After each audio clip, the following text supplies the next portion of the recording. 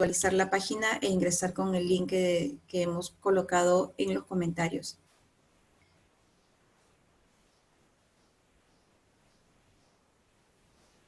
Nos saluda también Ángel Bautista desde la Universidad Nacional de Ingeniería. Bienvenidos a todos los que se están ya incorporando a través de nuestro Facebook y nos acompañan al webinar del día de hoy, Big Data e Inteligencia Artificial aplicada a la industria. Igualmente a quienes ya se están incorporando a través de nuestra plataforma Zoom, gracias a todos ustedes por acompañarnos. Compartan el link para que podamos llegar a más personas, quizás a ingenieros o contactos que les pueda interesar en tema. Puedan ustedes compartir el link para que puedan acompañarnos esta noche.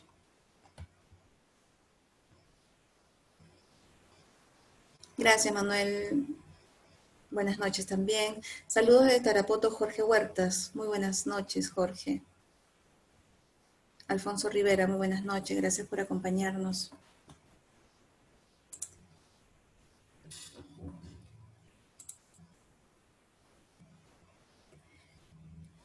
Bien, correcto. Vamos, ya son las 7 en punto. Vamos a dar con la venia de nuestro expositor, el ingeniero Jorge Luis Revilla. ¿Nos escucha?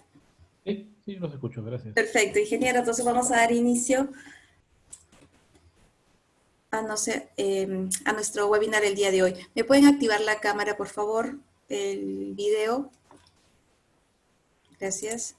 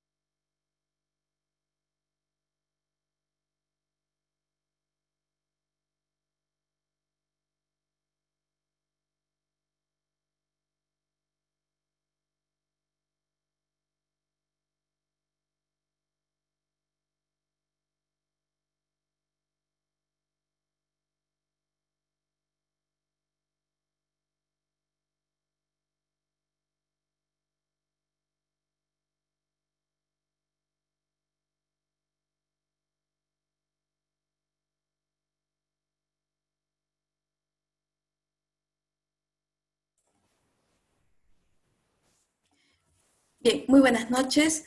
En nombre del Consejo Nacional del Colegio de Ingenieros del Perú, vamos a dar inicio al webinar del día de hoy sobre el tema Big Data e Inteligencia Artificial aplicada a la industria.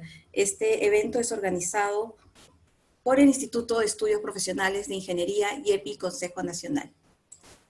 En nombre del Decano Nacional, el ingeniero Carlos Herrera Descalzi, y del Director Prosecretario Nacional y Presidente del YEPI Consejo Nacional, el ingeniero Darwin Cosio Mesa, les damos las gracias por su presencia y participación a esta conferencia. Saludamos la presencia de nuestro expositor, el ingeniero Jorge Luis Revilla Valdivia. Bienvenido, ingeniero, gracias por acompañarnos esta noche. Igualmente, saludamos a todos los que nos están acompañando a través de nuestra plataforma Zoom y de nuestra transmisión en vivo por el Zoom Live a través del Facebook. A todos ustedes, bienvenidos. Antes de dar inicio con nuestra conferencia, pido su atención para presentarles unos videos informativos, por favor.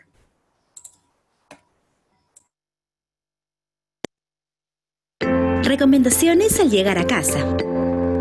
Antes de ingresar a la casa, quítate los zapatos y rocíalos con una solución de agua y lejía. Déjalos afuera.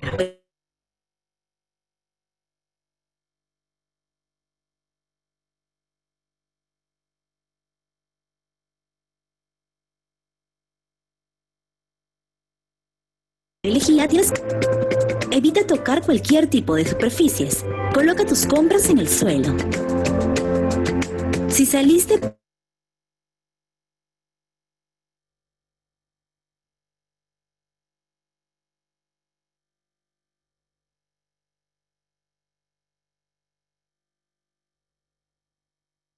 desinfecta sus patitas con agua y jabón.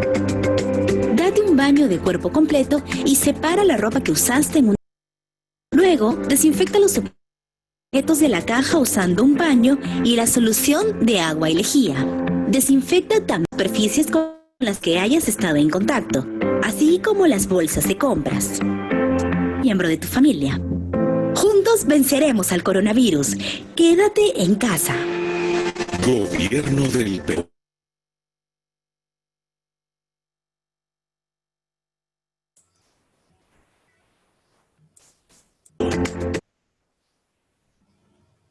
Usemos correctamente las mascarillas. Recuerda que la mascarilla es personal y antes de colocarla, debes lavarte las manos con agua y jabón durante al menos 20 segundos. Revisa protegerte. No la uses como babero, vincha o la estés tocando innecesariamente. Si necesitas retirarla, hazlo usando las tiras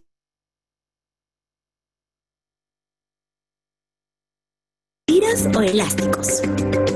Lava la mascarilla diariamente con abundante agua y jabón separada de otras prendas. Luego, déjala secar al aire libre. Ya lo sabes, cuida tu mascarilla y ella cuidará de ti también. Juntos venceremos al coronavirus.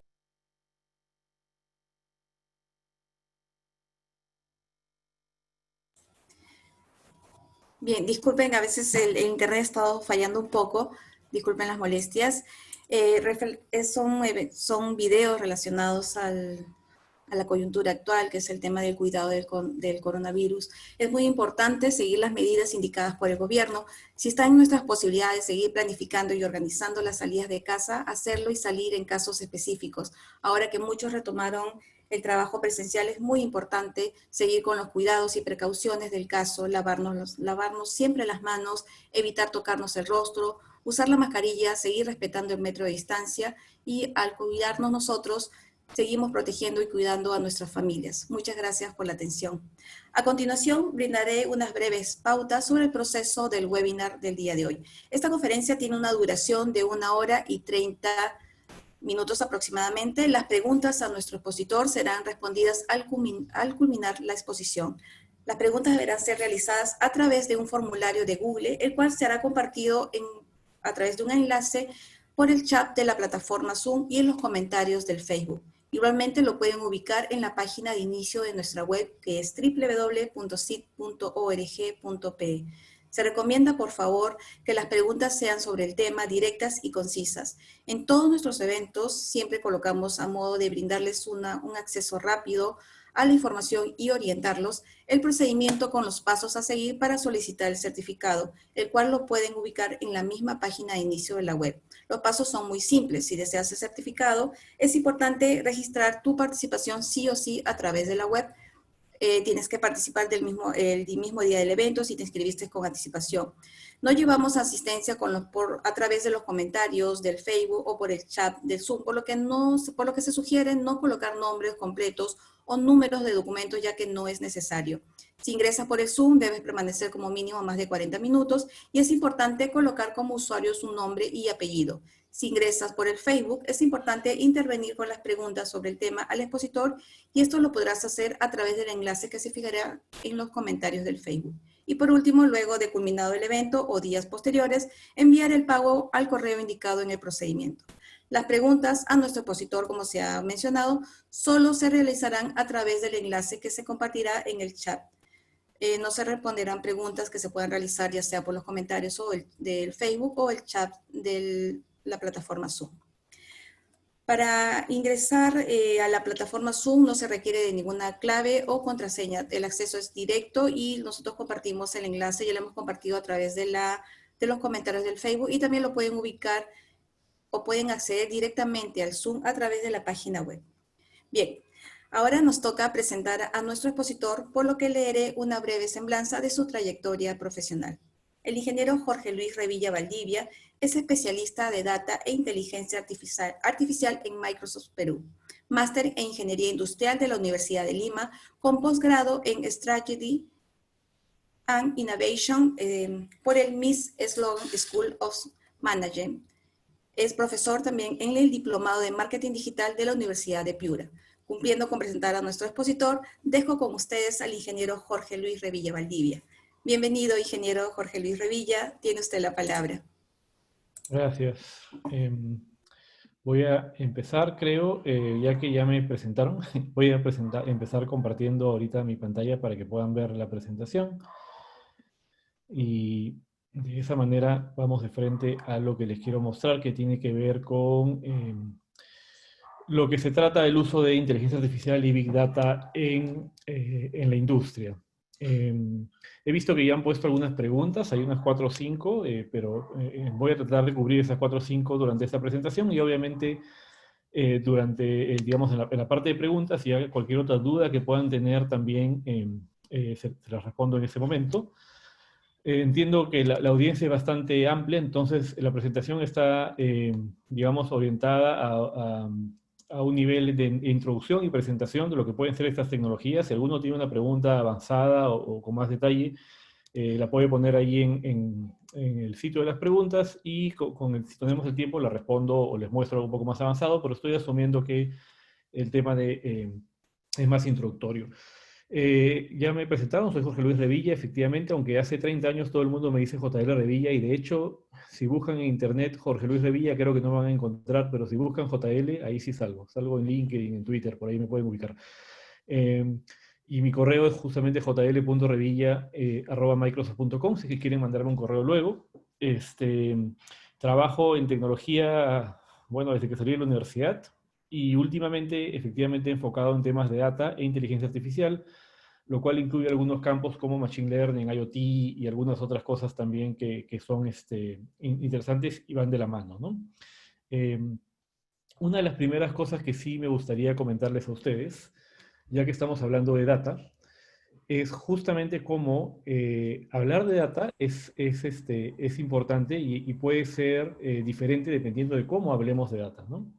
Incluso la forma en la cual nosotros miramos los datos, y esto se los pongo como introducción a lo que vamos a ver después, es súper importante porque nos puede llevar a tomar conclusiones diferentes dependiendo de cómo estoy tomando mis patrones de referencia o analizando la data. Para mostrarles un poquito esto, voy a tomar un ejemplo de algo que espero que sea conocido para ustedes.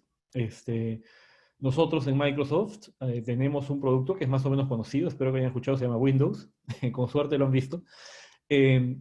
Y hace mucho tiempo que Windows, cuando se analizaba el market share o la cantidad de penetración de mercado que tenía esta plataforma en laptops y PCs, nos daba un promedio de más o menos 90%.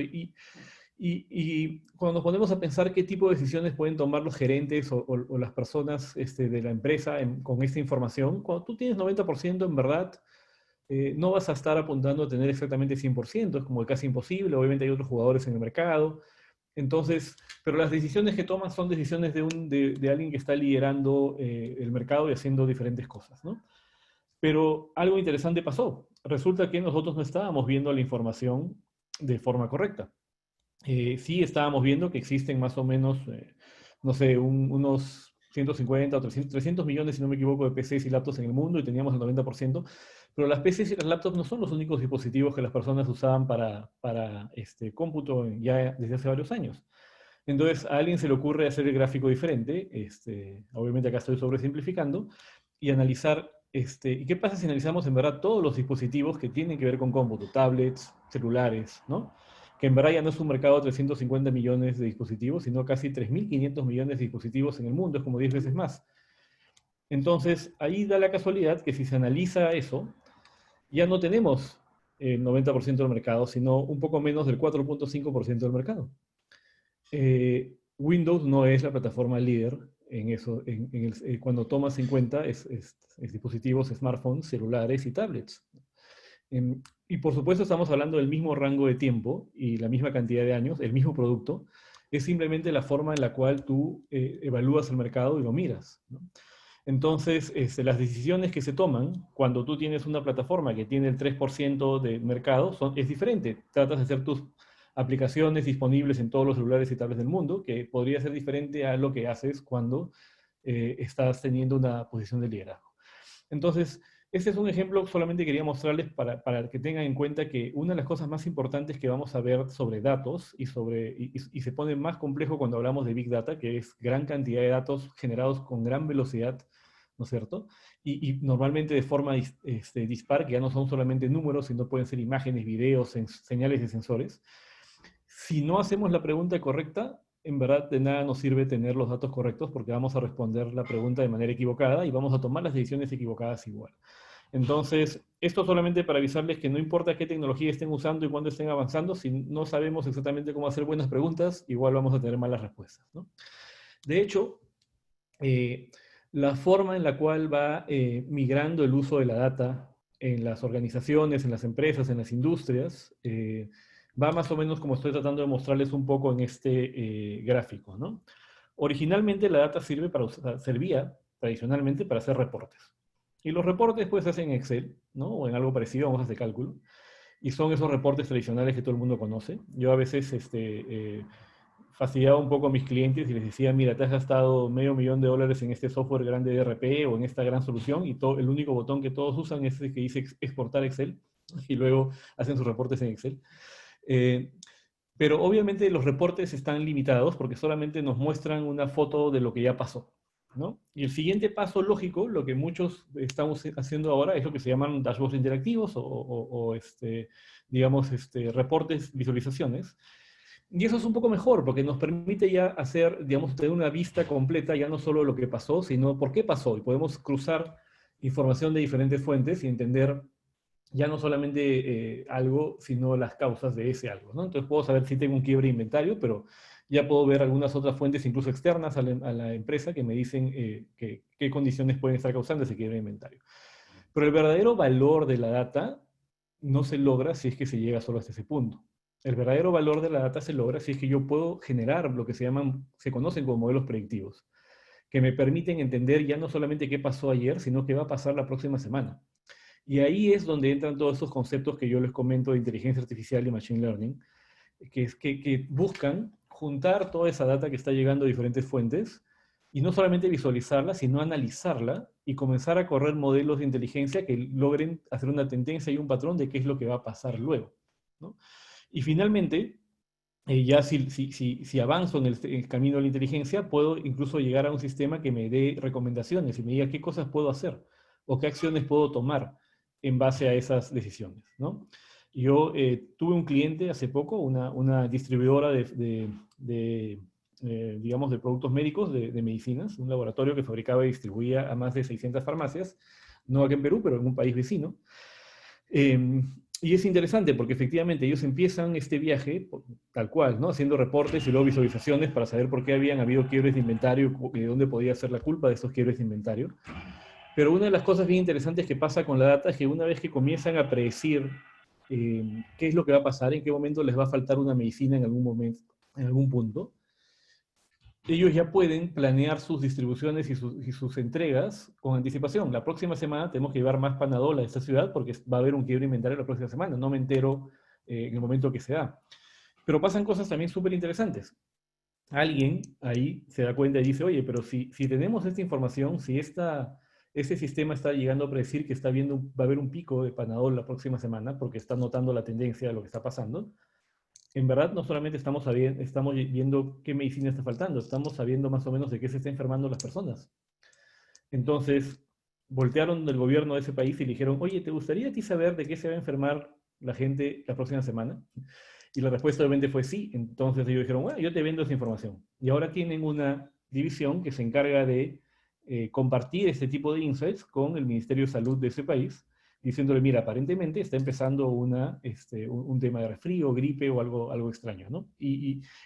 Cae súper a pelo porque efectivamente pudieron ver estas tendencias con el tema de la pandemia que está pasando ahora, antes incluso de que se comience a ver reportado de forma tradicional, ¿no? Y esto es importante, la data también nos ayuda a abrir nuevos mercados, porque cuando comenzamos a trabajar con la data encontramos nuevos usos de esa data, no solamente para lo que habíamos pensado. En Microsoft tenemos un cliente que es un fabricante de autos, BMW, ¿no es cierto?, en Alemania, que tiene toda su plataforma de autos conectada a través de la nube y la telemetría, todos los sensores de estos autos que tienen varios cientos de sensores, mandan información en tiempo real hacia la nube para ser analizada, ¿no? Lo mismo, por ejemplo, Otis manda la información en tiempo real de sus elevadores, Tetra Pak, por ejemplo, manda información en tiempo real de las máquinas que están operando. La idea de todos ellos es, usando la potencia del Machine Learning, poder llegar a predecir con algunos días de anticipación cuándo algo va a fallar, de tal manera que el técnico de Tetra Pak puede llegar a la fábrica a hacer mantenimiento a la máquina antes de que ésta se detenga. Las personas no se quedan atoradas en el ascensor, o uno no se queda en medio de la carretera con su auto porque le falló la bomba de gasolina o algo parecido. Pero como les digo, pasan cosas interesantes. Esto funciona, pero la gente de BMW comenzó a ver en algún momento que tenían algunos picos interesantes en la data. Ellos veían la data y veían que había un sensor, por ejemplo, en el eje delantero del auto que daba una señal, y unos cuantos milisegundos después el eje trasero daba la misma señal. Y analizándola dijeron, ah, bueno, esto no es un problema, esto es un bache en la pista, como están pasando las 4 llantas, se ve estos saltitos. Y en eso alguien dijo, oye, pero eso quiere decir que tenemos información de dónde están todos los baches en las pistas en tiempo real, a medida que pasa un auto nuestro ahí por encima. Así que voltearon con el gobierno alemán y dijeron, ¿te gustaría a ti saber dónde están todos los baches en las pistas en tiempo real? Por supuesto. Y ahora venden esa información también. Entonces, este viaje de la data es interesante. Las empresas, las industrias están comenzando a capturar data, información que sus máquinas, que sus procesos, incluso el mismo proceso de venta y marketing genera. La comienzan a usar, como les digo, para analizar de qué manera los beneficia a ellos, pero a veces termina beneficiando incluso algunas otras cosas que no tenían pensado, ¿no? Y esto básicamente es como un círculo vicioso, que más o menos trato de representar aquí, en la cual la data y la inteligencia comienzan a ayudarnos a lo que se llama la optimización de operaciones, obviamente tener una mayor cercanía a los clientes, darle más poder a los empleados para que tomen decisiones también, porque a veces un empleado, un operario no puede tomar una decisión porque no tiene la información completa, pero si el sistema ya puede analizar todo y recomendarle qué hacer, las decisiones se toman más rápido. Incluso, como les digo, llegar a transformar productos y tener productos nuevos que ofrecer que antes no estaban ofreciendo. Según varios estudios, Gartner Forrester, se calcula que va a haber 80 billones, son billones de Estados Unidos, 80.000 millones en verdad, de dispositivos conectados para el 2025, pero son 80.000 millones, ¿no?, de dispositivos que van a estar conectados a Internet. No sé si pasa en las casas de ustedes, pero a veces yo acá me sorprendo en la casa porque resulta que mi televisor se quiere conectar a Internet, o algún otro dispositivo que tengo acá, el router que me dio el proveedor de Internet, digamos el que usa el cable, también se quiere conectar a Internet a pesar que no es el dispositivo de Internet en sí, sino el de cable. Y cada vez más, hay ahora hasta focos de luz que se conectan a Internet, enchufe que se conectan a Internet, digamos, lavadoras, refrigeradoras. Y esto es lo que se calcula, ¿no?, que el mercado de dispositivos conectados a Internet va a ser 80.000 millones en pocos años, cada uno de ellos generando una infinidad de datos todo el tiempo, que pueden ser analizados, ¿no?, y que pueden ayudar a predecir tendencias o algunas otras cosas. Y el mercado obviamente va a ser enorme. El mercado de dispositivos conectados va a ser mucho mayor que el de celulares y obviamente mucho mayor que el de computadoras o algo parecido, ¿no? Y como les digo, el viaje, digamos, los factores que permiten hacer esto son más o menos algunos. Esto no es tanto como, es más una curva que una línea. El primer factor es que hoy en día el Internet permite, como está disponible en casi todos lados y las velocidades son mucho mejores que antes, permite obviamente tener estos dispositivos conectados. Los sensores también ya existen en todos lados. Hay formas fáciles de usar inteligencia aplicando la potencia que la nube tiene. Y es posible correr estos modelos de inteligencia directamente en el dispositivo local sin estar conectado todo el tiempo. Aquí en Perú tenemos un cliente que es una minera, Minsur, y lo comento porque es un caso de éxito que está publicado en internet, así que lo puedo decir ahí con nombre y apellido. Ellos tenían, por ejemplo, varias cámaras que estaban vigilando los ríos para entender si había habido algún tipo de relave y si el río se estaba contaminando, si había cierto tipo de espuma, podía haber un problema, ¿no? Y para poder ver esto, originalmente mandaban a una persona en una camioneta que tenía que manejar más o menos 1 hora, mirar cómo estaba el río y regresar. Luego decidieron poner una cámara, pero al final había muchas cámaras y no todo el mundo puede estar vigilando todas las cámaras todo el tiempo. Entonces lo que se hizo fue enseñarle a un sistema de inteligencia artificial a reconocer cuando un río tenía espuma de relave. Entonces se le muestran al sistema varias imágenes, ¿no?, de un río sin espuma, un río con espuma, un río de noche, un río de día, y después de unos cuantos cientos de imágenes y un poco de entrenamiento, el sistema ya es capaz automáticamente ahora de dar una alerta en el momento que pasa algo antes que cualquier persona. Y muchos de los sistemas de inteligencia artificial funcionan así.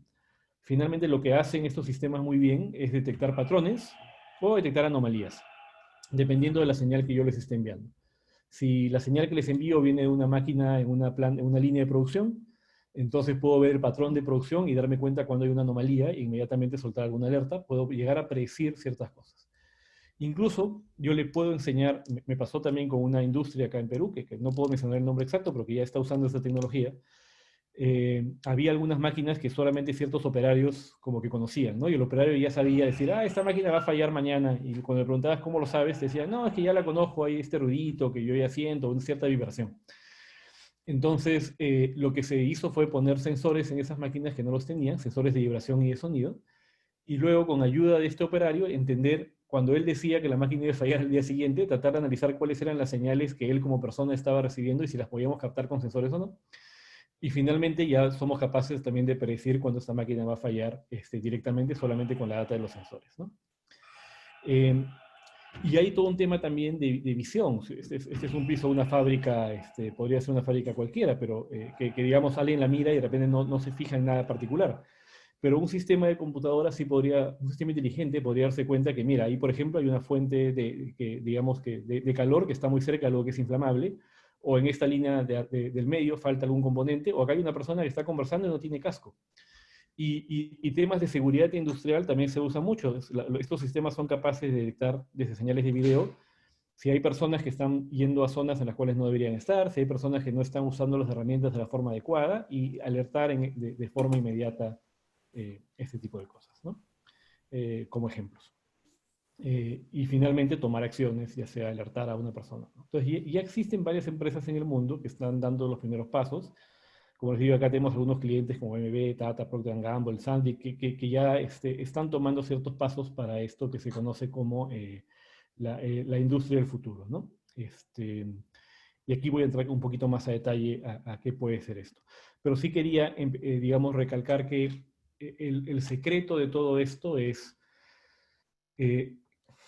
generar la información, ¿no? Tenemos una serie de dispositivos conectados que nos permiten generar información, y eso viene de los tradicionales PLCs, o viene de sensores, o viene de, digamos, de cámaras, o viene de cualquier dato de cualquier sensor que puede estar puesto en la industria.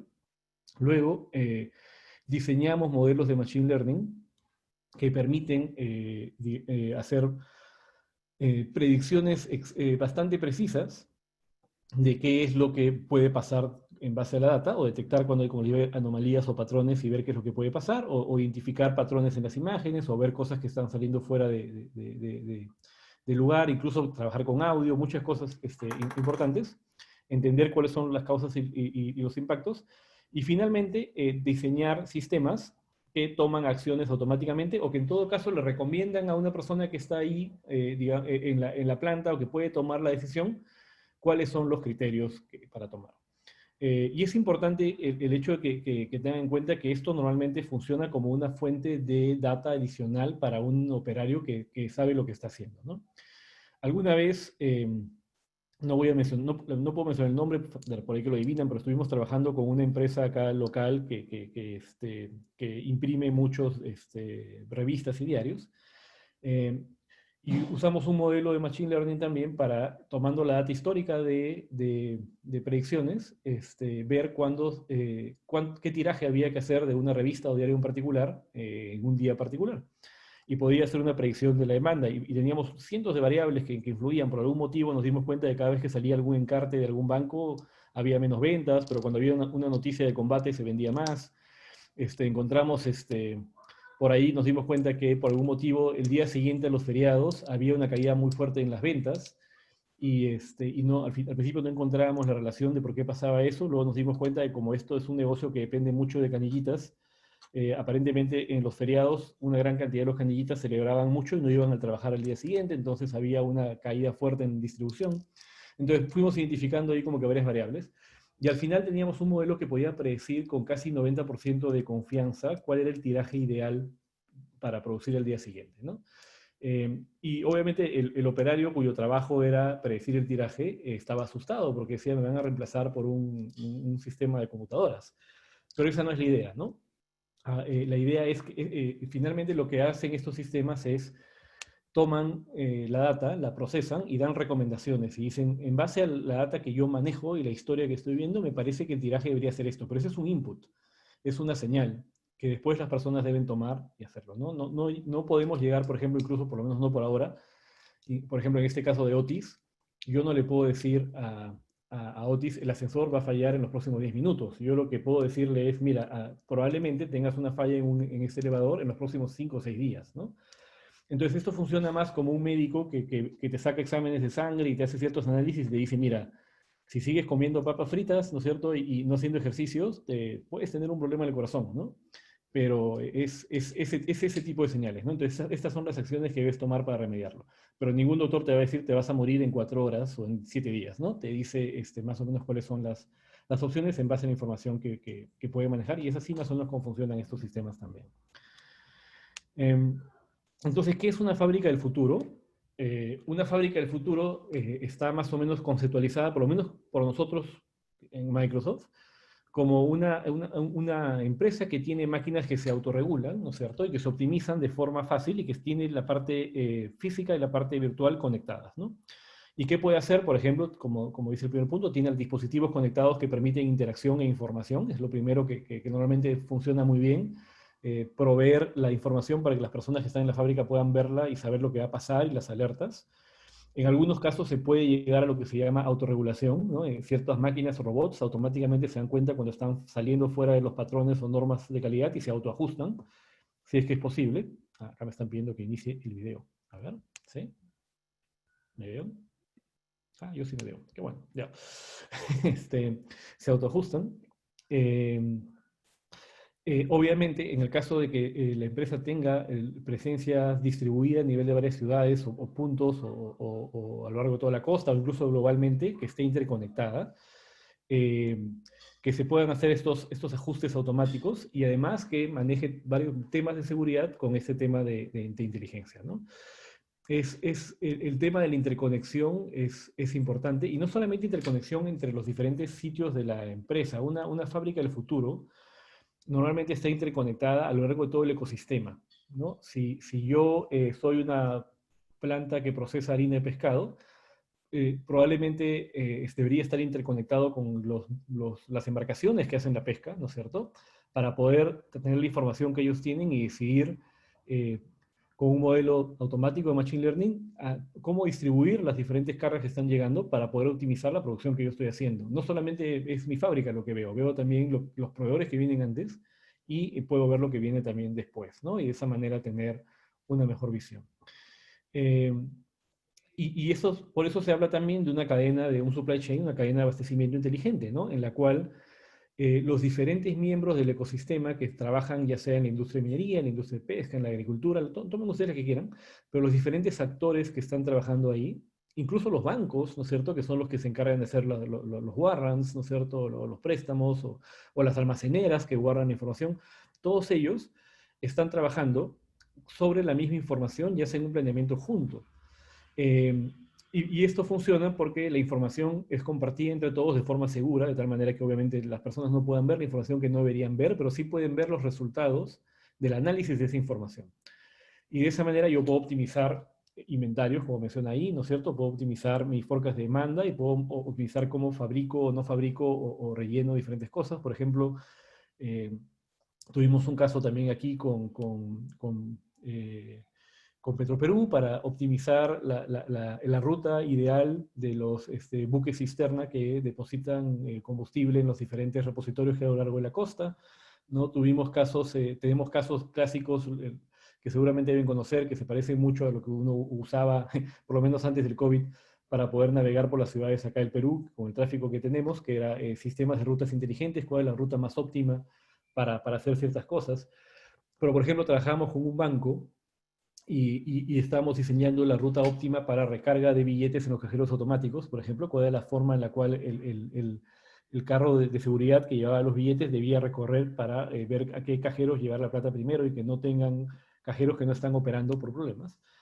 Pero es inteligente porque no solamente tomaba la ruta la data de las operaciones del cajero, sino también tomaba la data del tráfico en ese momento y tomaba la data incluso algunas otras condiciones que no son tráfico, sino por ejemplo lluvia, si estaba lloviendo fuerte en la ciudad en la que hicimos ese trabajo, que las lluvias eran muy fuertes, los cajeros que están en intemperie se usan menos y los cajeros que están bajo techo se comienzan a usar más. Entonces eso cambia de forma dinámica la ruta, porque hay ciertos cajeros que tenían una demanda en ese momento, pero van a elevarse en ese instante, y la ruta cambia de forma automática, ¿no? Entonces se comienzan a tomar muchos factores en cuenta y todo eso se analiza en un modelo Machine Learning, se procesa y se logra diseñar digamos, qué acciones tomar después. Y no solamente la cadena de suministro está conectada, sino también está conectado el servicio, ¿no? Entonces, muchas empresas están usando, como les comentaba el caso de Otis o de Tetra Pak, o los que les comentaba, para hacer monitoreo remoto de las máquinas que tienen instaladas en sus fábricas o incluso en otros clientes, ¿no? Predecir cuándo va a haber una falla o un problema de mantenimiento en esta máquina, usar algún tipo de dispositivo, digamos, inteligente para hacer el diagnóstico. Ahora se usa incluso, por ejemplo, en Tetra Pak, que están muy avanzados en este tema, usan dispositivos de realidad aumentada, que son estos lentes que uno se pone, de tal manera que el técnico puede llegar a la máquina, ver qué es lo que está pasando y está conectado en tiempo real con un técnico más experto, un técnico senior, que está probablemente en la matriz, y él le puede explicar a través de video en tiempo real en el mismo ambiente que está viendo, porque es realidad aumentada, así como nuestros hijos jugando Pokémon, ellos en vez de ver el Pokémon encima de la mesa, lo que ven son las partes que él tiene que cambiar, ¿no? Y cuáles son los componentes con los cuales tiene que operar en la máquina para poder hacer esto, ¿no? Y cuáles son los componentes que probablemente puedan fallar. Y obviamente hacer también triaje, descartar condiciones, ¿no? En industria, en medicina también, por ejemplo, existen modelos de Machine Learning que pueden revisar radiografías o tomografías y detectar con precisión bastante avanzada enfermedades. Hace poco vi un modelo que podía detectar, tú le mostrabas los lunares que tienes y te podía detectar si era cáncer de piel o no, con mucha más precisión que un doctor, no con más precisión que un dermatólogo experto, que el dermatólogo experto obviamente era mejor, pero sí con más precisión que un doctor que no era un dermatólogo experto. Y que probablemente sea el primer filtro para decidir si vas donde el dermatólogo o no, ¿no? Y de esa manera poder tomar algún tipo de acción. Y finalmente, obviamente, como toda empresa, también existe un tema de ventas y servicios que también que se beneficia de temas de Machine Learning e inteligencia. Tienes bases de datos que te permiten ver qué es lo que han comprado tus clientes y recomendarte cuál es el siguiente producto que probablemente necesiten comprar después, ¿no? Entonces, las personas que tienen la relación con el cliente desde el punto de vista comercial pueden sentarse a conversar con ellos con información válida y decirle, oye, mira, en verdad tú deberías comprar este producto o esto se te va a acabar en los próximos meses o fíjate en la demanda que estás teniendo. Y si existe un feedback automático, generar, digamos, cotizaciones o contratos o incluso ya disparar la producción de forma automática, ¿no? Una de las empresas, digamos, que es que está súper optimizada en este tema, por ejemplo, es Samsung a nivel global, que también es un cliente con el que trabajamos muy de cerca. Ellos tienen, por ejemplo, digamos que ustedes quieren comprar algún dispositivo que ellos venden, por ejemplo, un televisor. Ok. Entonces, la demanda de televisores se pronostica aquí en Perú con 8 semanas de anticipación, ¿no? Yo tengo que decirle, los vendedores de Samsung se conectan con las tiendas de Iraoka, Ripley, no sé, Electra o Franco, o lo que sea, dependiendo de la ciudad en la que estén. Y con 8 semanas de anticipación le dicen a su casa matriz, mira, esta es la demanda de televisores por modelo que voy a tener para acá. Y esta demanda no es aleatoria, no es que se le ocurre a alguien, es alimentada por un histórico de ventas y unas tendencias de Machine Learning que se están viendo en el sistema en ese momento, no son inventadas. En el momento que se le da clic a esa orden, por decirlo de alguna manera, como le digo, se comienza a fabricar ese producto en Corea, ¿no? En las fábricas que Samsung tiene. Y en esas 8 semanas, el producto se fabrica a un buen porcentaje, luego se sube a unos buques que son buques fábricas, son buques maquila, que terminan poniéndole los últimos plastiquitos y la caja y lo que sea en el camino. Y cuando llegan aquí, al puerto, llegan en el día exacto en el cual se tienen que distribuir, de tal manera que no tenga que haber un stock, ¿no? Y ese nivel de precisión en la demanda que se calcula semana a semana, se hace gracias a modelos de Machine Learning que predicen ese tipo de cosas y a modelos que nos permiten, digamos, tener todo el sistema de ventas de servicios conectados. Entonces, muchas empresas globales y varias locales, por ahí vi una pregunta, de hecho, entre las iniciales que pedía ver qué empresas locales ya están usando esto. Yo, lamentablemente, nosotros en Microsoft somos muy estrictos con el tema de confidencialidad y si un cliente, a diferencia, por ejemplo, de este caso que les comentaba de Minsur, que es un caso público, no es una referencia pública, no les puedo comentar el nombre de la empresa, pero lo que sí podríamos hacer es, digamos, si es que existe realmente interés y me contactan, ver si esta empresa quiere contar lo que está haciendo a ustedes, ¿no? Pero no nosotros directamente, pero podemos ver, digamos, algunos casos genéricos de lo que se puede hacer. Entonces, lo que vemos aquí es que hay muchas tecnologías básicamente enfocadas en lo que es conectividad, ¿no es cierto? En lo que es integración, en lo que es sistemas de simulación, en lo que es inteligencia, que soportadas por las cosas que ven abajo, que ven el tema de IoT, de sensores inteligentes, de analítica avanzada, de servicios cognitivos, ¿no? El mismo blockchain que está muy de moda, que es una forma de llevar información de un lado a otro, en realidad mixta, incluso herramientas de producción bajo demanda como 3D printing, permiten que una fábrica, una industria hoy en día sea muchísimo más eficiente de lo que podría haber sido de otra manera, ¿no? Y esta visión, que no es tanto una visión, porque como les digo, ya muchas empresas lo están haciendo, se hace posible gracias a que la capacidad de cómputo que tenemos hoy en día disponible para usar en la nube es tan potente que es, para fines prácticos, casi ilimitada, ¿no? Si nosotros hubiéramos querido correr un modelo de Machine Learning que logre predecir el quiebre de inventario de todas las 2.500 medicinas que se distribuyen a 600 farmacias en este cliente que les comentaba de una semana para otra, y lo hubiéramos querido hacer comprando un servidor, por ejemplo, una de estas cosas, tendríamos que haber comprado máquinas que cuestan cientos de miles de dólares, que sería imposible manejar. Pero al tener esta capacidad de cómputo en la nube, que está disponible para que ustedes las usen, bajo demanda, se puede hacer estos cálculos en minutos, ¿no? Y la persona, el cliente, básicamente paga por esos minutos que está usando un costo bastante despreciable o bajo, ¿no? Que eso es básicamente, como les digo, posible solamente porque existe esta capacidad. No sé si ustedes tienen más o menos una idea de cómo funciona la computación en nube hoy en día. Yo puedo hablar de la de Microsoft, que es la que conozco bien. Existen nubes muy potentes de Amazon, de Google, de IBM, de varios proveedores, pero digamos con la que yo trabajo, con la de Microsoft, obviamente. En Microsoft tenemos en este momento, me parece, algo de 56 regiones, que son como zonas.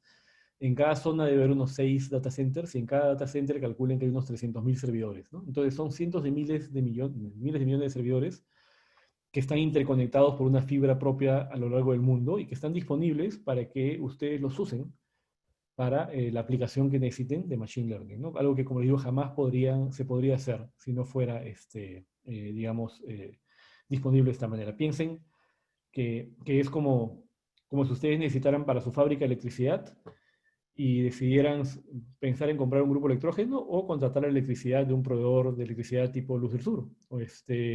Obviamente, la capacidad de generación que tiene el proveedor es mucho más grande, ¿no es cierto? Y es mucho más eficiente. O si tuvieran, pues, que ustedes hacer su propio pozo de agua o contratar el agua de un proveedor. Entonces, normalmente es mucho más eficiente trabajar con uno de estos proveedores y la computación hoy en día se maneja casi como un utility, ¿no? Como un servicio más. Yo puedo contratar agua, luz, comunicaciones, internet y capacidad de cómputo, ¿no? Y no tengo que invertir en nada y usarla solamente cuando lo necesito. Aquí hay algunos ejemplos de qué es lo que se puede hacer con cada una de estas cosas. Voy a mencionar algunos ejemplos que no todos, obviamente, pero algunos que valgan la pena en aras de llegar a tiempo a la sesión de preguntas y respuestas y mostrarles algunas cosas que quería mostrarles. Como dice ahí, se puede predecir el supply chain, que es algo que hablamos, y analítica de videos, que también ya lo mencionamos para temas de seguridad. En el tema de analítica avanzada, forecast de demanda, capacidad de planeamiento. Yo estuve conversando hace poco con una persona que tiene a cargo el almacén de repuestos de un proveedor grande de maquinaria para minas, y me decía que él tenía dos jefes. Uno de sus jefes era el jefe de logística y el otro el jefe de servicios, ¿no? Y le daban instrucciones diferentes. Uno le decía, mira, mis clientes se quejan por los servicios. No puede ser que yo haya comprado una máquina que cuesta, no sé, pues $650.000 y cuando me falla una parte tú me digas que no está y que tengo que esperar un mes a que llegue, ¿me entiendes? Eso es imposible, o sea, es una máquina, eso no puede pasar, ese no es el servicio que yo quiero, ¿no? Y si no está la pieza, tienen que traerla por avión. Imagínate traer por avión una pieza que es el tamaño de un Volkswagen Escarabajo, obviamente cuesta un montón de dinero, ¿no? Entonces, lo que le decía es, tú tienes que tener la misma máquina en partes completa acá, o sea, no puede faltar nada. Mientras tanto, la persona de logística le decía, no puedes tenerme el almacén lleno, porque cada una de estas cosas ocupa espacio y cuesta dinero, entonces tú tienes que tener el mínimo de piezas posibles que puedas tener.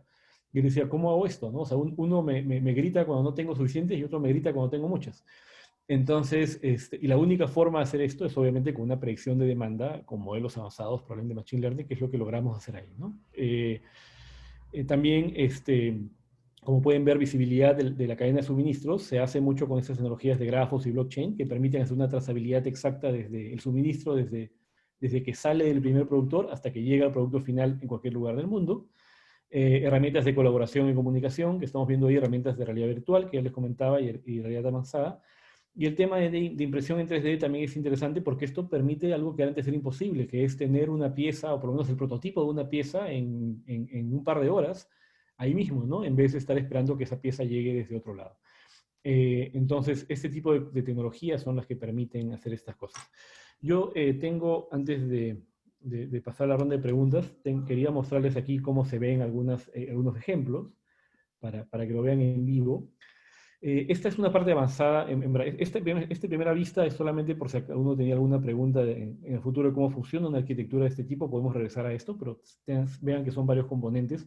Lo que les quería decir es que esta información está disponible en Internet. Yo les voy a después compartir el link también para que puedan acceder y ver estas arquitecturas de referencia. ¿Qué pasa si quiero hacer, por ejemplo, un dashboard en tiempo real para vehículos usando IoT? Todo ese tipo de cosas existen acá, ¿no? Soluciones para COVID-19, cómo puedo captar información. Esto lo pueden ver, cámaras, sensores de temperatura. Esto está disponible para que lo vean. Pero como funciona normalmente esto es así, ¿no? Yo tengo estos tableros de visualización, que son tableros que me muestran el estado, me muestran alertas, por ejemplo, y me dicen qué está pasando, y me muestran el estado de mis diferentes fábricas en diferentes segmentos, ¿no es cierto?, del mundo, y me pueden incluso llegar a mostrar cómo están funcionando las diferentes líneas de producción y que está avanzando, y cada uno de estos puntitos es un sensor, ¿no? Los puntitos azules o morados que se ven ahí.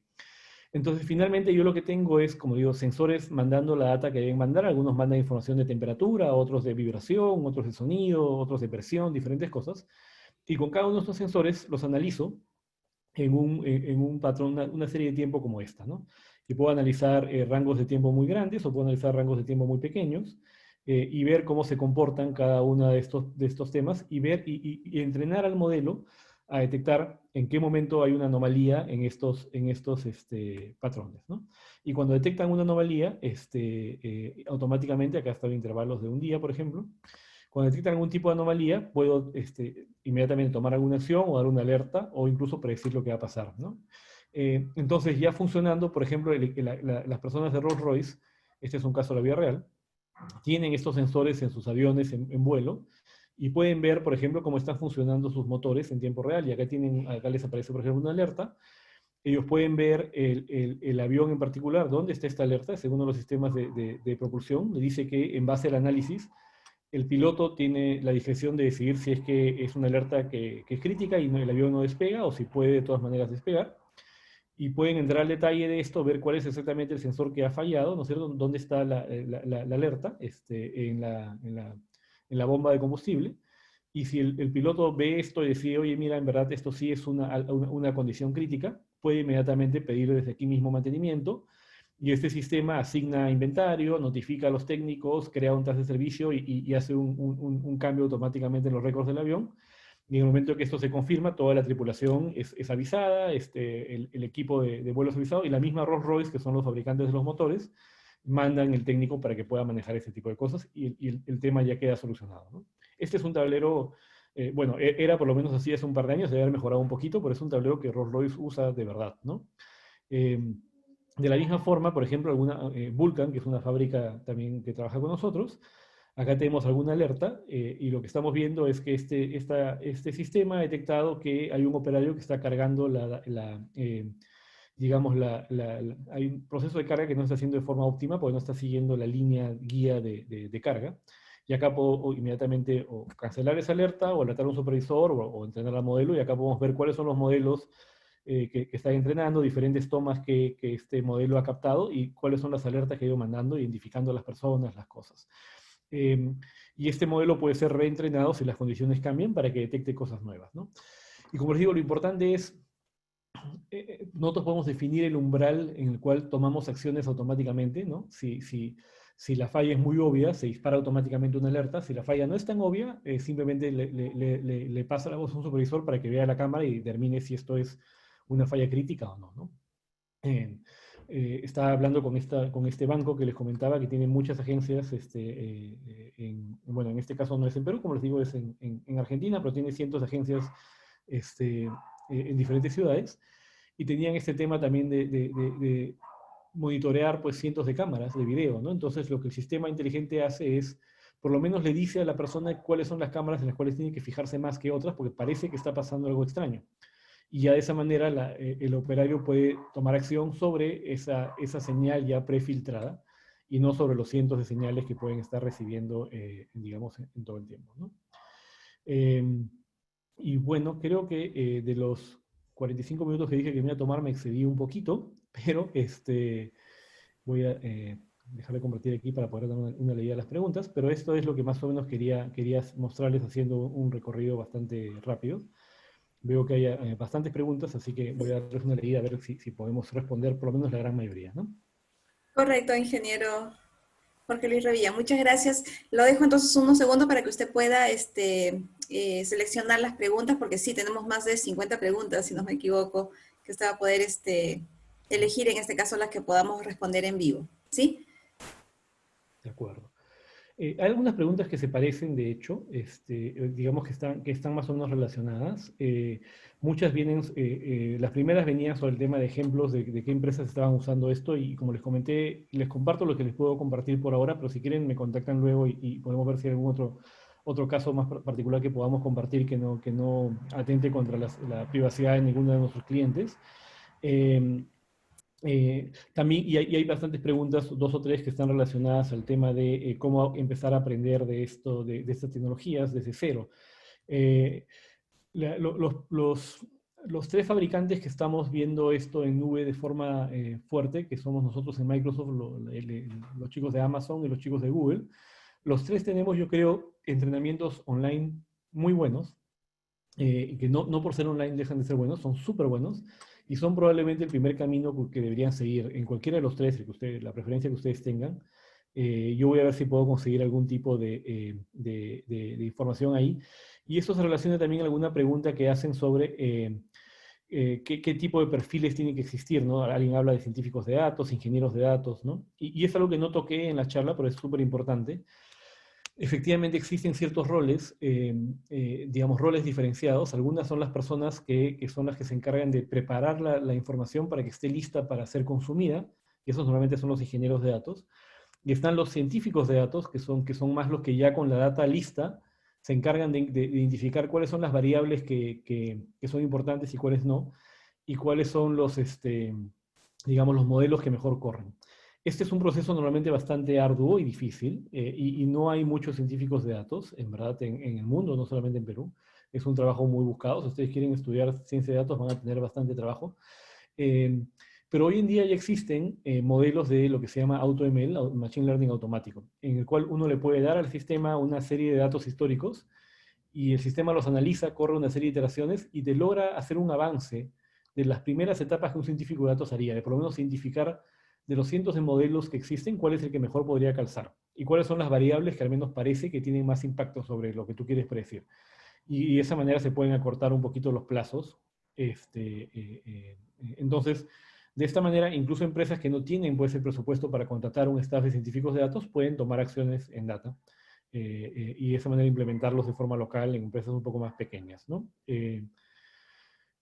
Por acá ha habido algunas preguntas viendo por qué algunas instituciones en particular del Estado veo, pero algunas otras están acá, no pueden consolidar el tema de datos. Y el problema, creo yo, por el cual muchos de estos proyectos no funcionan, que creo que es también un tema aquí que veo en las preguntas, es que se trata de resolver todo de golpe, ¿no? Que se trata de hacer un gran proyecto, un megaproyecto, y esto normalmente no es el mejor approach, ¿no? No es el mejor acercamiento. No es, uno se puede quedar trabajando años encontrando la data específica para tener el orden perfecto en el catálogo de datos de todo lo que se tiene que buscar y tener su warehouse perfecto, puede, digamos, tomar años, y después de 5 años, las personas que le dieron el presupuesto para hacer esto te comienzan a preguntar, oye, ¿cómo han pasado 5 años y todavía no me entregas nada? Entonces, lo normal, lo que veo yo que funciona mucho, es identificar un caso particular que sea muy importante para la empresa. Por ejemplo, queremos reducir la cantidad de accidentes en planta, o queremos aumentar la producción de esta máquina en particular. Y tomar ese como ejemplo para primero validar si tenemos la data que nos puede dar esa predicción. A veces me dicen que predecir algo y la data no existe, ¿no? Es como que te dan pescado y te dicen que hagas lomo saltado. En verdad, podemos hacer ceviche si quieres, pero el lomo saltado no se puede porque no hay. Entonces, validar que la data esté ahí y revisarla. Y si se puede predecir y se puede hacer, tomar ese caso como ejemplo y armar toda la tubería de datos y toda digamos, la tecnología que va debajo para resolver ese caso.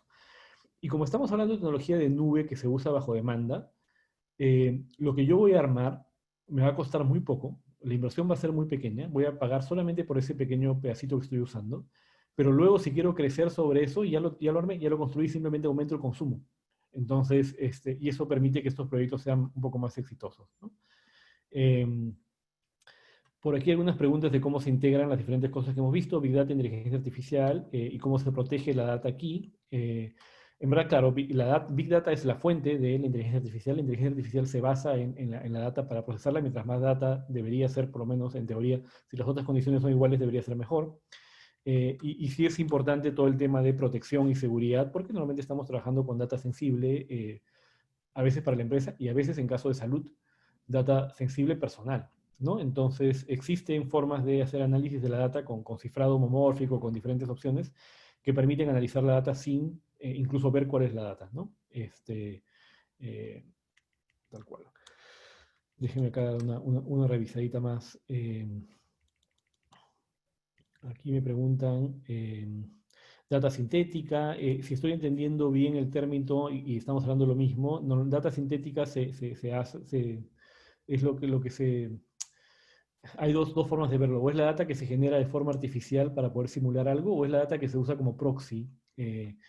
Como les comentaba en este caso original, por ejemplo, en esta empresa que llegó a predecir cuándo las personas iban a resfriar, no tenemos información de salud, pero tenemos información de las medicinas, y esa información de medicinas nos está ayudando a predecir otra cosa diferente, ¿no? Y eso normalmente a veces también se considera data sintética porque se usa como un proxy para analizar otras cosas, ¿no? El tema de los costos, porque veo bastantes preguntas sobre costos y preocupaciones de si esto es posible aplicarlo en empresas pequeñas. Con el tema de la ventaja de nube, como les digo, y usar esas tecnologías bajo demanda, es como cuando ustedes usan un servicio de correo electrónico tipo Outlook o Hotmail o Gmail o que ustedes tengan, ¿no? Si ustedes usan una cuenta, pues les cuesta 1, y si usan 10, les cuesta 10, y si en algún momento necesitan usar 1000, les costará 1000. Pero pueden empezar con una. Entonces, esto es muy bueno porque podemos empezar a hacer estas cosas con costos muy bajos. He visto proyectos que empiezan costando $100 mensuales y de por sí se justifican por sí solos y van creciendo, y vamos viendo cómo luego comienzan a crecer. Y si al final ya no cuestan $100 mensuales, sino cuestan, vamos a exagerar, $10,000 mensuales, pues será porque en verdad son útiles y están retornando esos 10,000, pero no empiezo a gastar esos 10,000 desde el principio, sino que lo vemos, ¿no? Aquí alguien me pregunta si es posible que en algún momento se desborde la capacidad para procesar la data. Hasta ahora no ha pasado y pareciera que siempre tenemos una solución para que eso no pase. Esperemos que siga siendo así. Por lo menos hasta ahora somos capaces de procesar la data a pesar de que se genera de forma rápida, ¿no? El tema es un tema de costo y de eficiencias. Aquí hay arquitecturas base, como les digo, hay muchas arquitecturas base diferentes. Prefiero compartirles el link antes de mostrarles una particular para que vean las 15 o 20 diferentes que hay para cada escenario. Algunos me hablan de inteligencia artificial en universidades y en colegios y organismos educativos. Yo sí creo que que este es un tema que debe ser estudiado, digamos, a detalle. Digamos, si algo los chicos deberían saber de ciencias de computación hoy en día es cómo aplicar modelos, cómo predecir cosas, porque eso es en lo que se está basando todo el tema del futuro. Aquí me preguntan qué tan certeras o qué porcentaje tienen estas predicciones. En verdad va a depender de qué tan buena data tenga y qué tan bueno sea mi modelo. Lo que sí es importante es que a veces tengo modelos que son 90% certeros o 95% certeros, pero igual no son económicos. Es más fácil tomar una decisión con menos fiabilidad, 70%, porque el costo de no hacerlo bien no es tan fuerte. Pero en algunos casos en los cuales, si yo puedo mejorar, por ejemplo, digamos, estamos en un hospital, y el modelo actual me permite tener, digamos, un 50 o 60% de eficiencia en las medicinas que le receto a alguien, y lo puedo subir a 70, puede no parecer mucho, pero estamos salvando muchas vidas, entonces ahí el impacto obviamente es mucho mayor, ¿no? Tenemos un caso en Puerto Rico, hay una agencia del gobierno que es el LAMSCA, que es la agencia de prevención de suicidios, es la línea de atención cuando una persona quiere suicidarse y llama a esa línea, que a veces recibe múltiples llamadas y las personas que están atendiendo no pueden darse abasto de responder a todas a la vez. Entonces hay un sistema automático que escucha la conversación y aplica modelos de Machine Learning para, en base a las palabras que se mencionan, la entonación de la voz y ciertas otras cosas que yo no domino muy bien, pero los psicólogos sí, saber cuál es realmente una persona que está a riesgo de suicidarse inminente o cuál es una persona que está triste porque lo dejó su enamorada y nada más. Y de esa manera hacer un triaje de cuáles son las llamadas que deben atenderse primero. Entonces, el nivel de eficiencia de este modelo probablemente no sea 100%, ni siquiera esté cerca de 90%, probablemente sea 60%, pero el impacto que tiene vale la pena, ¿no? Porque estamos ahí salvando, obviamente, vidas o haciendo cosas súper importantes, ¿no? Aquí hay una pregunta de 5G. Asumiendo que no queman todas las torres, 5G va a ser súper importante porque eso es lo que va a permitir que la data fluya y la información pueda fluir rápido, sobre todo ahora que se genera cada vez más información. Yo comenté un tema de minería, que me hicieron unas preguntas de minería. Creo que el único caso que les puedo contar ahora, como les digo, es el MinSur, pero vamos a ver si hay algún otro por ahí. Igual el mantenimiento aeronáutico. El mantenimiento aeronáutico es como cualquier mantenimiento, en verdad. Obviamente es más complejo por el nivel de partes y el riesgo que tiene, pero en verdad es un tema basado en sensores y predicciones, ¿no? Esta tecnología, a ver, nivel de aplicación de Big Data en el Perú. Yo creo que en Perú las grandes empresas, los grandes grupos económicos tienen Big Data. No necesariamente lo están explotando, pero tienen, ¿no? Decididamente no somos los líderes en Latinoamérica, pero por lo menos ya existe una visión o ganas de hacer cosas en Perú, ¿no? Aquí alguien pregunta el certificado, así que esa pregunta se la dejo ya para los chicos del CIP. Quinta revolución industrial. A mí no me gusta mucho usar esos términos que son así como que súper marqueteros, ¿no? Transformación digital, quinta revolución industrial, no sé, en mi época cuando estaba en la universidad era reingeniería, ¿no? La verdad es que a veces se usan mucho esos términos que se terminan manoseando todo, que ya no significan nada, pero sí, efectivamente estamos en una época en la cual contamos con más data que antes, por lo tanto tenemos la capacidad de generar más información que antes y tenemos una capacidad de cómputo que antes era impensable. Entonces yo sí creo que eso podría calificar como una revolución, ¿no? Sin usar términos específicamente. Aquí alguien dice que usa Python y TensorFlow, estás en el buen camino. ¿Alguno que sea mejor? Creo que no. Creo que si te mantienes con Python y TensorFlow estás en lo mejor que puedes hacer. Softwares, hay muchos, como les digo, cualquier solución que ustedes encuentren en Microsoft, en Amazon, en Google, probablemente les va a servir. Usen la de su preferencia, con la que tengan mayor afinidad, o la que sientan que les ofrece mejor soporte. ¿Qué trabajos se ponen de moda utilizando tecnologías? Esa es una pregunta importante porque habla mucho de ética en AI. Y es un punto que no he tocado y que es súper importante, y menos mal que tenemos unos minutos para hablar de eso. En Machine Learning e inteligencia artificial hay un componente súper importante que tiene que ver con la ética. Y acá hay dos cosas. Hay un tema de sesgos, que es algo que se habla mucho. Muchos de estos modelos, los modelos de inteligencia son tan buenos como de acuerdo a cómo son entrenados. Y si los modelos son entrenados, por ejemplo, y esto pasaba antes, no sé si ustedes saben, pero En las cámaras fotográficas, los rollos de Kodak, por ejemplo, las personas que diseñaban los rollos fotográficos estaban en Europa y en Estados Unidos. Normalmente eran personas de tez blanca y estaban optimizados para ese tipo de fotos. Y cuando uno revelaba fotografías en rollos, esos de silver, de hilo de plata, ¿no? Los tradicionales de los 80s, revelaba fotografías donde salían personas con tez oscura, digamos, los rostros no eran buenos, se veían opacos, hasta se les veía tristes o hasta enfermos, ¿no?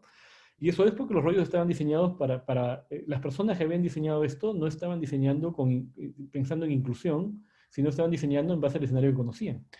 En Machine Learning pueden pasar estas cosas. Hubo un caso particular en Alemania en el cual se comenzó a usar un modelo de Machine Learning para predecir la ruta de vigilancia de patrulleros, ¿no? Y para entrenar este modelo se alimentó con la información de delitos pasados. Pero resulta que ya existía un sesgo en el cual los patrulleros vigilaban mucho más las zonas de inmigrantes, por ejemplo, o zonas muy pobres. Entonces el modelo obviamente recomendaba vigilar un poco más esas zonas. Y, por lo tanto, como los patrulleros ya estaban ahí, veían delitos en esas zonas, que también se llamaban delitos en las otras, pero no estaban ahí. Entonces solamente veían los delitos en estas zonas, lo cual alimentaba nuevamente el modelo y se reforzaba, y cada vez más se estaba reforzando a solamente vigilar las zonas donde habían inmigrantes, ¿no? Entonces, ese tipo de sesgos es muy importante cuando trabajamos con modelos de Machine Learning, tener eso en la mente, que el modelo que diseñamos tiene que ser diseñado para todos, para personas de todo tipo, de toda raza, de toda religión, de toda edad, personas que tienen discapacidades, personas que les falta un brazo, personas que no pueden ver bien, ¿no? Y tenemos que pensar en todo esto. Y es súper inclusivo porque en el momento que diseñamos un sistema para una persona que tiene un solo brazo, en verdad también estamos diseñando un sistema para una mamá que tiene a su hijo cargado y que solamente puede usar un brazo, o alguien que se accidentó por un mes. Cuando diseñamos sistemas para personas que tienen problemas de visión, estamos diseñando sistemas para personas que tienen poco tiempo para ver las cosas. Entonces, en verdad, trabajarlo de forma inclusiva es importante. Y el otro tema de ético es evaluar el impacto que estos temas van a tener, ¿no? Nuestra visión, la visión por lo menos que tenemos nosotros en Microsoft, es que la inteligencia artificial complementa la inteligencia humana. Y como les digo, sirve como como una señal más para toma de decisiones, ¿no? Y para eliminar esos trabajos que son repetitivos o incluso hasta peligrosos. No reemplazan personas, no tenemos digamos, no estamos ni siquiera en ese punto en el cual una inteligencia puede reemplazar a una persona. Pero sí es importante entender que puede haber un impacto de esas decisiones que se toman. Hay un libro que publicó nuestro gerente legal que justamente trata del impacto de la inteligencia artificial en las industrias, cómo afecta a los trabajadores, cómo afecta a los diferentes temas de industria, qué tipo de regulaciones deberían existir en los países para evitar ese tipo de cosas. Yo creo que ese libro lo va a explicar mejor que yo, entonces lo que puedo hacer es pasarles el link, porque el libro está gratis para que lo bajen y lo lean y vean que sí se ha pensado en eso y de qué manera podemos manejarlo, ¿no? Y bueno, ¿cómo estamos de tiempo? Perdón, ¿cómo estamos? ¿Todavía tengo tiempo para hacer respondiendo más preguntas? No estoy muy seguro. Sí, claro que sí, ingeniero. Creo que unas 3, 4 preguntas más estaría bien, si le parece. Okay, entonces, ¿qué presión? Vamos a escoger las 3 o 4 más. Sí, son muchas preguntas que nos han hecho llegar nuestro Sí, público. si no se pueden responder aquí, ya veo la forma de después compartirles a unos links que los ayuden con esto. Perfecto. Quiero ir a alguna de las... por ejemplo, acá hablan de bolsa de valores. Lo voy a comentar rapidito porque ese también es un tema ético, ¿no? Hoy en día, la bolsa de valores de muchos de Nueva York, de Tokio, de Londres, funcionan bajo algoritmos de inteligencia artificial y la verdad no muchas personas saben qué pasa ahí detrás. Y acá toman decisiones tan rápido que ya ni se entienden y afectan obviamente por detrás a cientos de millones de personas que dependen de los stocks, ¿no? Entonces, es un tema también a tratar ahí en tema de ético, ¿no? Cómo funciona esto en bolsa, en economía. Aquí hablan también, preguntan, ¿dónde está? Aquí vi una que se me escapó. Bueno, obviamente me piden más información y quieren hablar sobre temas de margen de error. Costo de implementación de soluciones, como les dije, se puede empezar súper barato, así que no hay problema. Luego, aquí hablan de ciertos sensores específicos que se trabajan en temas de generación eléctrica. Si algo se puede medir, se puede integrar a un modelo de Machine Learning. Lo importante es poder tener la fuente y medirlo, ¿no? Y si lo podemos medir, podemos predecir cosas, ¿no? Básicamente. Como dicen, si no existe una carrera específica para esto, no existe, como digo, no existe, no lo vamos a encontrar en las universidades tradicionales todavía, pero existen cursos, como les digo, súper online, y las empresas que apuestan mucho por esto también se encargan de entrenar a las personas en este tipo de componentes, porque como no los encuentran en el mercado, prefieren contratar. Y yo conozco empresas que han contratado estadísticos, no solo ingenieros, sino gente que sale de estadística, de contabilidad, de economistas, incluso bibliotecarios, porque no sé si ustedes saben, pero uno de los principales problemas de inteligencia artificial es clasificación, y la gente que estudia para bibliotecario tiene algoritmos de clasificación muy buenos entre los cursos que lleva, y después se convierten en científicos de datos, ¿no? Y aquí ya para ir terminando, porque acá veo muchas preguntas similares de perfiles y herramientas. En la administración pública, sí, o sea, digamos, evasión de impuestos y control de evasión de impuestos es atención al ciudadano, seguridad. Hay muchos temas que se pueden ver en sector público y sobre todo el que más nos importa ahora, el tema de salud, ¿no? Finalmente los problemas que tiene el sector público son los mismos problemas que tenemos todos, ¿no? Y aquí, bueno, comparando Hadoop con MongoDB, esa pregunta nomás me tomaría como 15 minutos, así que después la vemos. Déjenme ver si hay alguna última. En este tiempo de confinamiento, dicen, ¿qué sistemas han sido de gran demanda? A ver, y ya solamente para ir cerrando, efectivamente, la pandemia que estamos viviendo ha hecho que muchas empresas o personas al trabajar remoto comiencen a darse cuenta que dependen mucho de tener la data correcta para tomar decisiones, porque no pueden estar ahí. Entonces necesitan efectivamente que la data correcta les llegue, ¿no? Y eso yo creo que está generando mayor conciencia de que si nosotros invertimos un poco en sensorizar, en automatizar o en poner recolectores de data, ¿no es cierto? Y que nos den las señales adecuadas, voy a poder tomar las decisiones adecuadas. Entonces, a mí no me gusta decir que hay algún beneficio de esta pandemia, porque en verdad es un tema terrible que está afectando a todo el mundo y el impacto que está teniendo en la economía y obviamente en la salud de muchas personas es fuertísimo, ¿no? Pero por lo menos nos está haciendo reflexionar y está haciendo que muchas empresas vean esto con ojos diferentes a los que lo veían antes incluso, ¿no? Entonces sí, como punto de inflexión en la forma en la que alguien piensa del trabajo remoto o piensa sobre las señales adecuadas para tomar decisiones, yo creo que sí está ¿cómo se llama? Cambiando. Y bueno, creo que con eso lo podemos dejar. En todo caso, como les digo, si hubiera alguna otra pregunta adicional, lo que yo podría hacer es luego ya ver si las contestamos de una forma un poco más asíncrona y darles algún tipo de información que les pueda servir, ¿no? Bien, muchísimas gracias. Muchas gracias, ingeniero Jorge Luis Revilla. Gracias por su excelente exposición, así como también atender las preguntas que hemos tenido varias participaciones de los participantes de ahora. Hemos tenido más de 70 preguntas, que es lo que usted ha podido observar. Ojalá que podamos responderlas posteriormente. Igual usted ya tiene la tarea de poder fijar aquellas preguntas que podamos después subirlas a la página web. Por favor, le pido nos acompañe, igual también a nuestro público que nos está siguiendo a través de nuestra plataforma Zoom y también por el Zoom Live a través del Facebook. Quisiera compartir con ustedes un comunicado del IEPI, del Consejo Nacional, por favor. Exhortación a los ingenieros.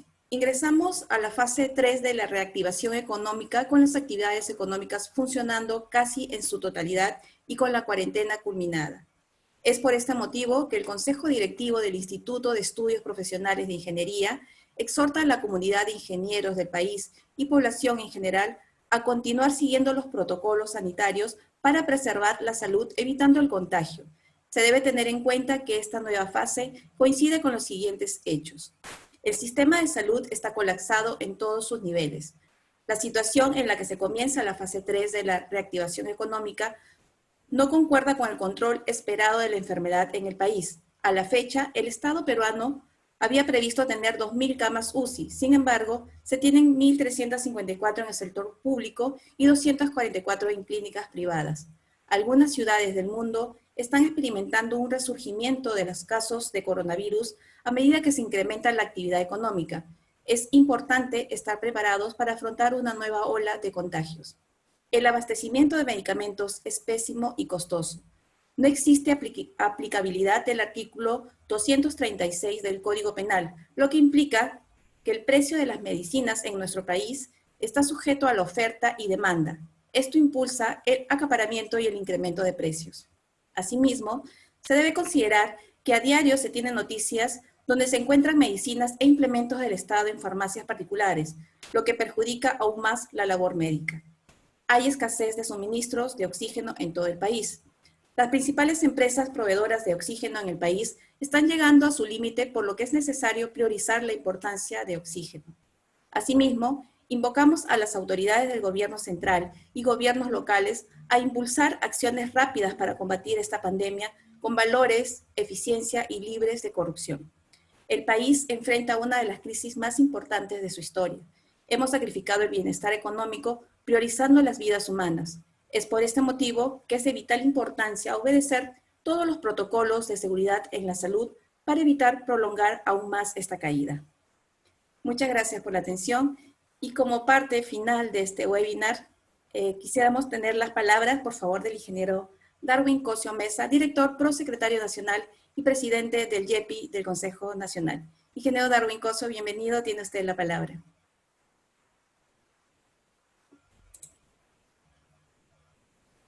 Su micrófono, ingeniero, por favor. Gracias, Karim. Buenas noches con todos. En primer lugar, quiero dar mi agradecimiento por tan brillante exposición al ingeniero Jorge Luis Revilla Valdivia, ¿no?, quien nos ha hecho una exposición acerca de Big Data e inteligencia artificial aplicada a la industria. Sabemos que la data es el combustible de la inteligencia artificial. Él ha compartido hoy día sus conocimientos como especialista de data artificial en Microsoft, ¿no?, Perú, y todo lo que su experiencia adquirida en su capacitación de posgrado en las diferentes instituciones educativas en las que ha estado y como docente también de diplomado en la Universidad de Piura. Creo que la data es hoy en día base de la industria 4.0 o 5.0 que se va a dar. Estamos muy comprometidos con las nuevas herramientas que nos conllevan en todos los temas constructivos en la industria y en todos ellos. Él nos ha dado todos esos alcances el día de hoy. Muchas gracias, ingeniero Revilla, por su excelente exposición. A nombre del Colegio de Ingenieros, de nuestro decano nacional, el ingeniero Carlos Herrera Escanzi, y del YEPI, le damos el agradecimiento correspondiente. Asimismo, quiero compartir con ustedes el día de hoy, nos ha dejado de...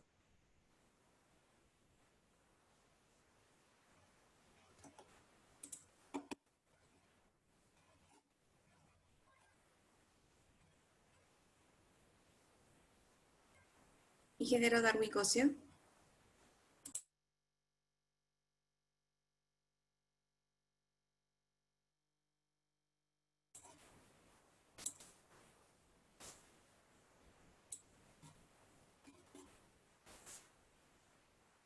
Hemos perdido la señal con nuestro directivo y hasta que pueda él retomar nuevamente, quisiera compartirles que tenemos nuestra conferencia el día de hoy ha sido grabada y esta va a ser subida a nuestros canales de YouTube. Asimismo, también nuestro expositor nos ha autorizado para compartir su presentación, la cual va a ser subida a nuestra página web y ustedes la pueden descargar ingresando a nuestra página web, que es www.cit.org.p,